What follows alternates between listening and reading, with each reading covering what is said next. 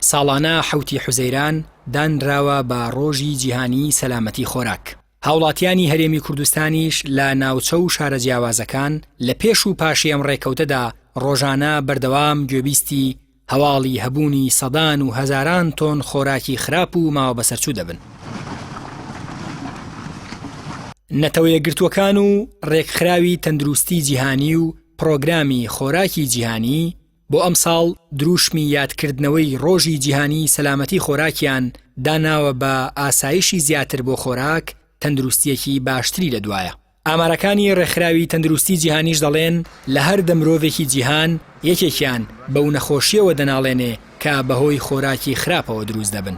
ساڵانەش 125,000 مناڵ بەهۆی خۆراکی خراپەوە لە وڵاتە جیاوازەکانی جیهان گیان لەدەسەدەن.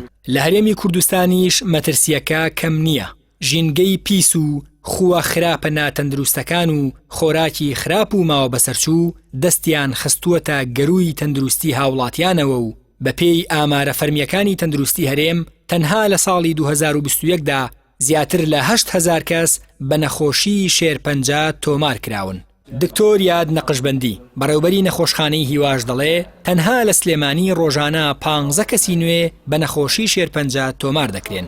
هاوکات نایف محەممەد بەڕێوەبەری نووسینگەی هەولێری ڕێکخراوی مناڵپارێزی کوردستان ڕایگەیاندووە لە ساڵی 2021دا 370 منداڵی توشبووی نوێ بە نەخۆشی شێرپەنجە تۆمار کراون کە لەو ژمارەیە 80 منداڵیان لە هەولێر و 79 لە دهۆک و 158 منداڵ لە شاری سلێمانی بوون.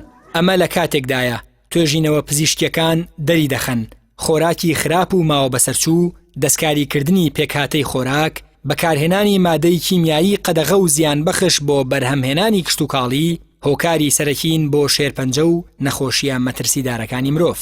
بەپێی ستانداردە جیهانیەکان سووڕی خۆراکی پڕ ئاسایش و تەندروست لە بەرهەمهێنانی کێڵگەییەوە دەست پێ دەکا بە کۆگا و شێوازی هەڵگرتن و دواتر گواستنەوەدا دەگاتە بازاڕ و پرۆسەی بە بازارکردن، دواتریش بە قۆناغی ئامادەکردنی خواردن و بەکارهێناندا تێدەپەڕێ.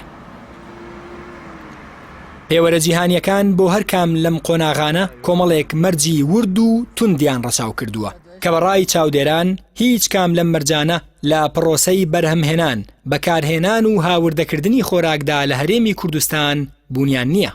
یەکێک لە گرفتە گەورەکانی هەرێم هاوردەکردنی خۆراکە بە ڕێگەی قاچاغ.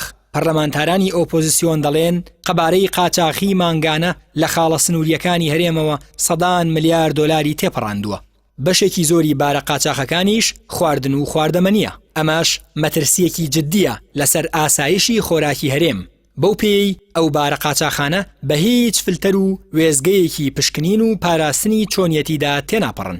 هاوڵاتیانی کوردستان لە نێو خاکی باپیرانی خۆیان لە دووڕیانی مان و نەمان، مانەوە و جێهێشتندا دوودڵ ماونەتەوە و جۆشدا ماون.